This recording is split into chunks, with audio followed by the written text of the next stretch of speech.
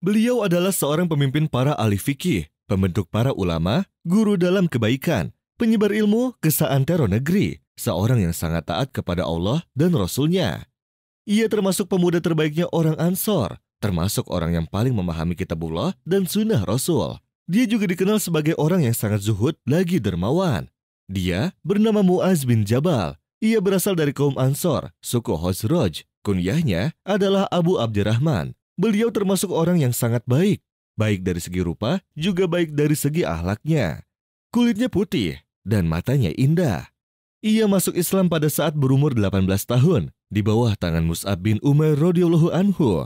Saat peristiwa Baiat Aqobah kedua, beliau termasuk dari 70 orang yang hadir pada saat itu di kota Mekah. Saat itu, beliau menjabat tangan Rasulullah SAW yang mulia. Lalu ia berbaiat kepadanya untuk selalu menolong agama Islam. Saat sepulangnya ke Madinah, ia melihat bahwa perkara pertama kali yang harus ia lakukan adalah membersihkan kota Madinah dari segala kesyirikan. Maka ia pun mendatangi Bani Salamah dan menghancurkan berhala-berhala mereka semua.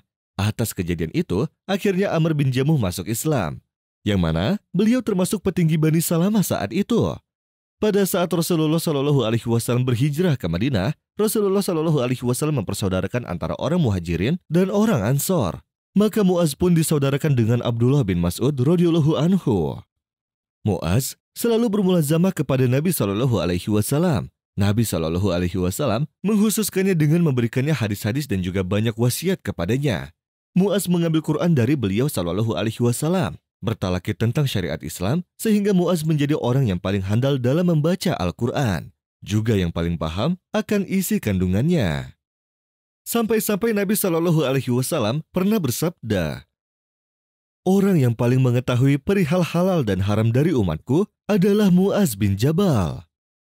Mu'az termasuk petinggi para penghafal Al-Quran, termasuk orang yang paling zuhud, paling menjaga qiyamul lail, serta paling sering bermunajat kepada Allah Subhanahu wa Ta'ala. Rasulullah SAW sangat dekat dengannya, juga sangat mencintainya. Rasulullah SAW pernah bersabda, "Wahai Mu'az, sesungguhnya aku mencintaimu." Dan Mu'az menjawab, "Demi bapa dan ibuku, aku pun begitu kepadamu, wahai Rasulullah." Rasulullah SAW pernah memberinya bisyarah, yaitu kabar gembira kepadanya, bahwa Mu'az akan menjadi pemimpinnya para ulama di hari kiamat. Dan sabdanya ialah, sesungguhnya Mu'az bin Jabal adalah pemimpin para ulama kelak, yakni di hari kiamat.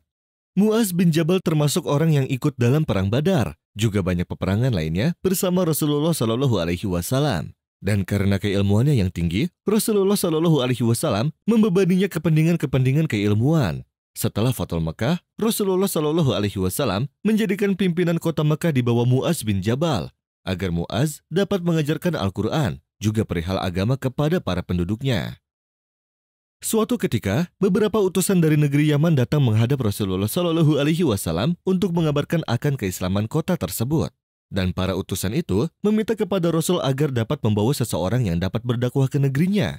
Maka Rasulullah SAW mengutus Mu'az bin Jabal radhiyallahu anhu kepada mereka. Saat Mu'az bin Jabal hendak pergi, Nabi SAW mengantarnya dan beliau memperlambat langkahnya seraya memberi wasiat. Sabda beliau SAW kepada Mu'az, "Wahai Mu'az, mungkin kamu tidak akan menemuiku lagi tahun ini, dan mungkin saja kamu hanya akan menemui masjidku ini, juga makamku." Dan beliau SAW bersabda lagi, "Wahai Mu'az, jagalah keikhlasan, karena amal yang sedikit jika disertai dengan keikhlasan, maka akan mencukupimu." Dan benar, ternyata itu adalah pertemuan terakhir beliau SAW dengan Mu'az bin Jabal. Setelah Nabi SAW wafat, Mu'az bin Jabal keluar dari Yaman dan pulang ke Madinah. Beliau pun menetap di sana sampai beliau diutus ke Syam oleh Khalifah Umar Al-Faruq. Dikarenakan datangnya surat dari Yazid bin Abu Sufyan kepada Khalifah Umar bin Khattab, yang bunyinya adalah, sesungguhnya penduduk Syam sangatlah banyak, dan mereka semua membutuhkan adanya seseorang yang mengajari mereka Al-Quran dan ajaran agama. Maka Khalifah Umar bin Khattab pun mengutus Mu'az sebagai balasan surat mulia tersebut. Mu'az bin Jabal akhirnya mengajari mereka semua Al-Quran serta sunnah Rasulullah SAW. Mu'az bin Jabal sangat tinggi kedudukannya di antara para sahabat, sampai-sampai Umar bin Khattab pernah berkata dalam khutbahnya, "Barang siapa yang ingin belajar fikih, Maka datangilah Mu'az bin Jabal. Mu'az bin Jabal pun selalu mengikuti futuhat, yaitu pembebasan kawasan di negeri Syam. Bahkan beliau pernah menggantikan kepemimpinan pasukan saat sahabat Abu Ubaidah wafat karena terkena ta'un. Saat wabah ta'un mulai menyebar di Syam, Mu'az bin Jabal berharap agar terkena juga. Maka Allah Subhanahu wa Ta'ala pun menjawab doanya. Ia pun terjangkit penyakit itu di telunjuknya, dan ternyata penyakit itu juga yang menjadi sebab kematiannya. Beliau pun wafat pada tahun 18 Hijriah di negeri Syam.